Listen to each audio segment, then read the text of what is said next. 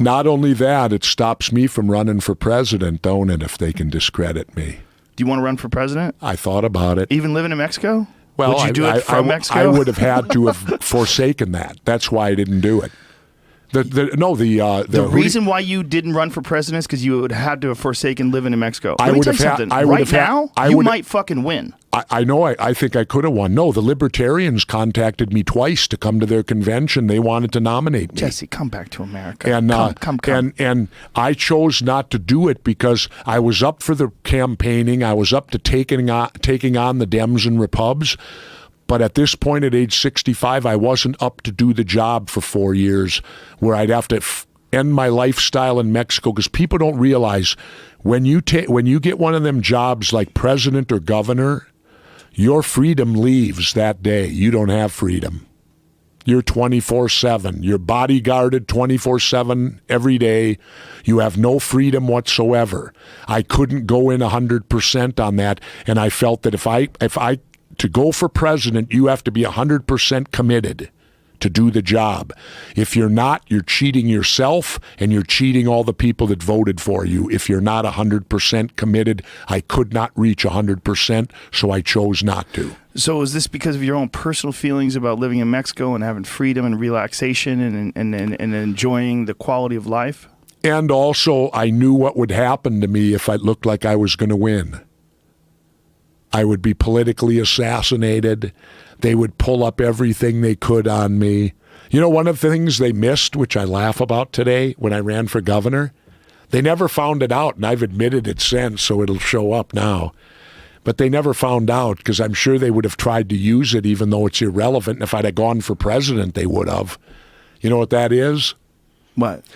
I used to be sergeant at arms of the Mongols motorcycle club. Really?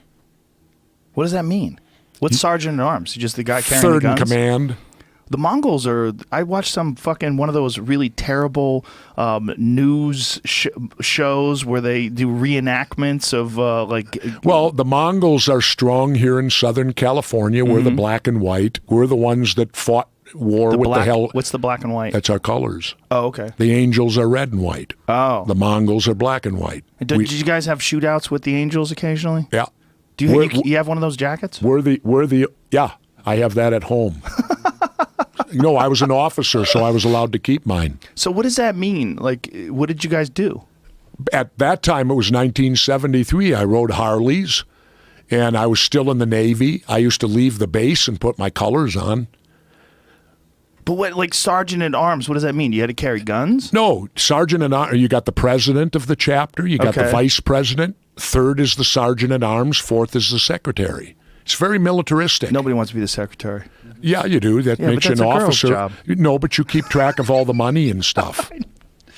But what the fuck do you do? Like, do you just drive around? You ride around? bikes and party. But why do you need all that those rankings and file and because all that jazz? because it's a club. It's like the Elks. They have presidents of the Elks Club. Right. They have presidents of whatever other stuff there is. But the Elks Club doesn't get in gang wars with the Moose Club.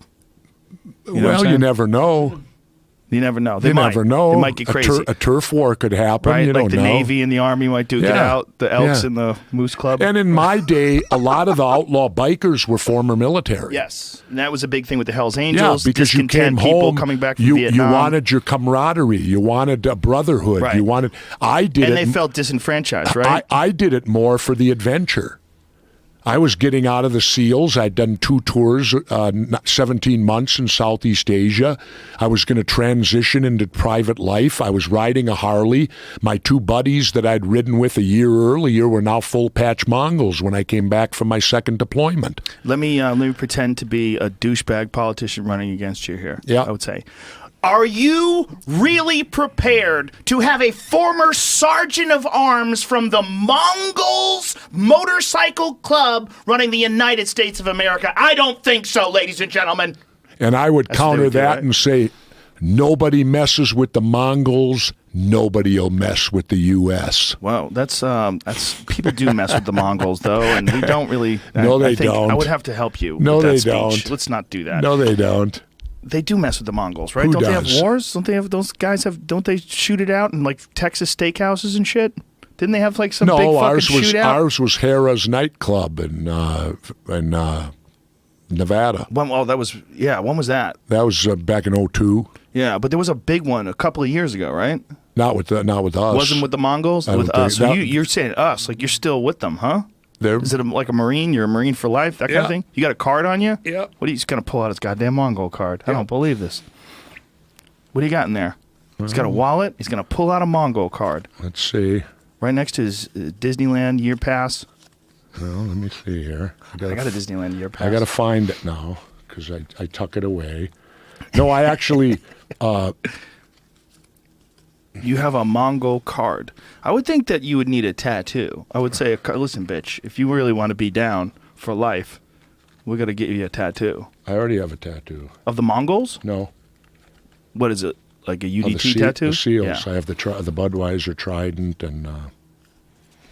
You try and find your Mongol card?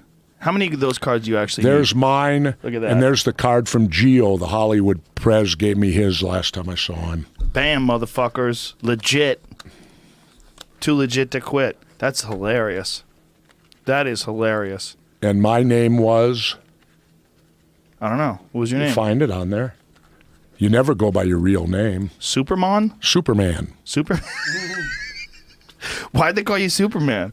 Because I was in such a physical specimen that when I was prospecting, they make you do push-ups and stuff, and I liked it. Oh, so this is back in before the Jesse the Body Ventura Oh, yeah, days. this is back when I was transitioning out of the SEALs into civilian life.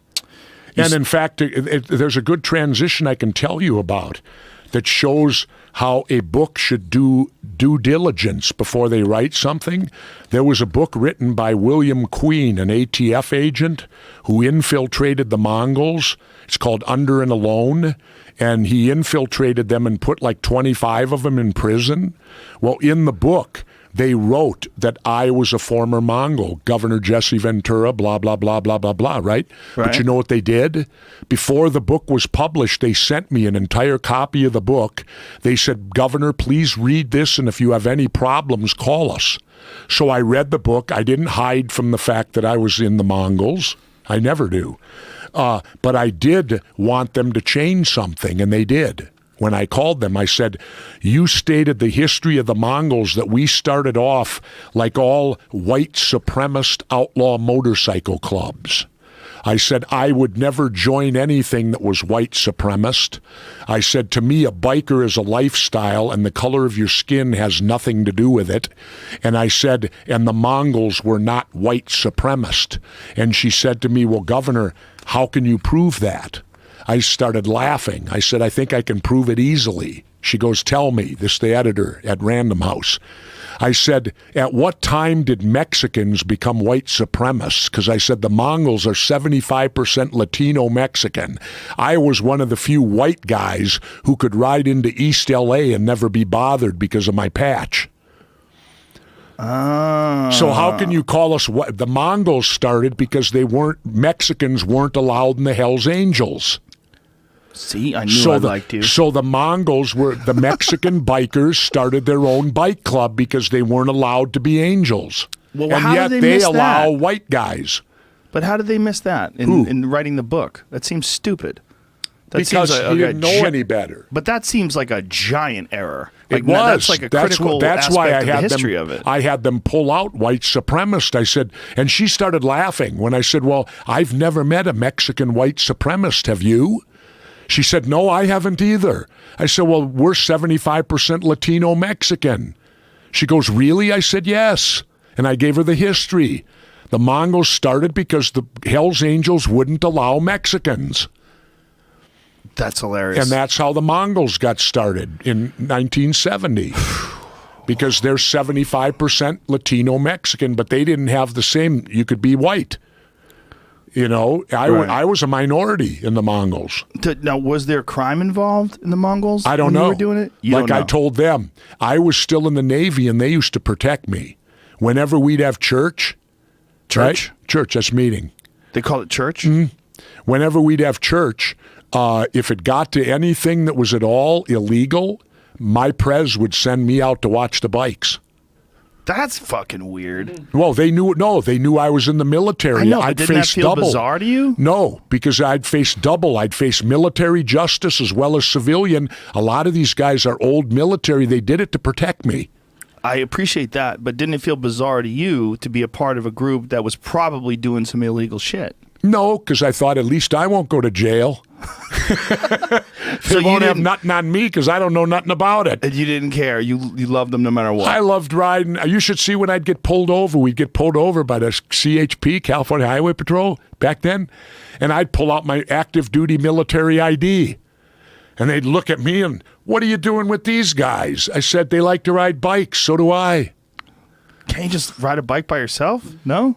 No, because cars have no respect for you. Oh, so you ride bikes if you're to be riding, safe. If you're riding and looking like you showed what there up on the screen a little while ago, you think the cars are going to bother you? They're going to get the fuck out of your way. That's right. Oh, that's interesting. Whoa, Yeah, look there at we that. are right there. Yeah.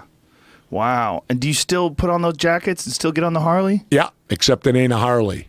What do you ride now? I ride a custom chopper that I had built, and it turned out there's not one Harley thing on it. I have an SS 124 engine, which is bigger than anything Harley's got, V-twin, Whoa. by SS out in Viola, Wisconsin. I have an SS 124 cubic inches. The biggest Harley, I think, is 102.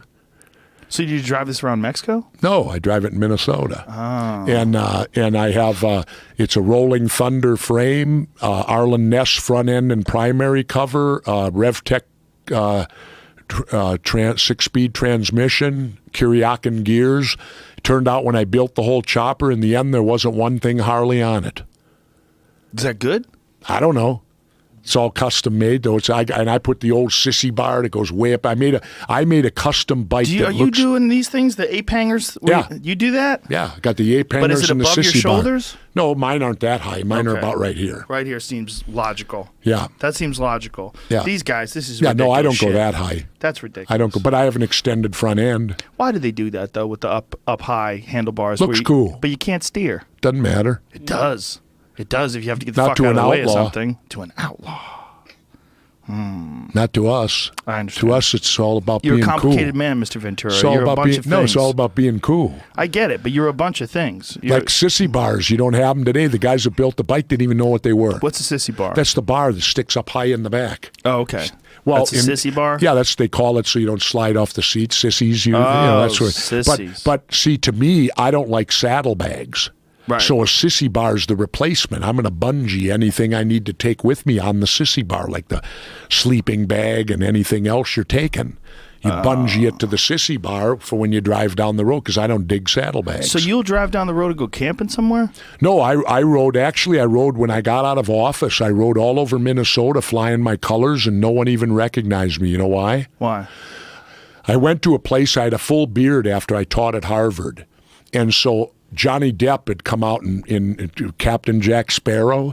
So I went to a place with a picture, and I says, can you make my beard look like that? And they go, sure. So they braided my I beard. remember when you were doing that. So I had all the braids, right? Then they talked me into letting me put dreadlocks. They sewed them into my hair. And they dyed my hair jet black. I had dreadlocks to here, the thing like that. I rode 1 year after I was out of office. I drove all over Minnesota with dreadlocks to my shoulders, the beard, no helmet because we don't have a helmet law. And people were locking their doors. I had my Mongol colors on, and here I'm the governor. It was great. Never recognized. That is so Never bizarre. recognized because I had dreadlocks. They gave me all the way to the shoulders. Now, why are you riding around with no helmet on? Why? Because you don't have to in Minnesota. Yeah, but why wouldn't you want to protect your head? I don't like helmets.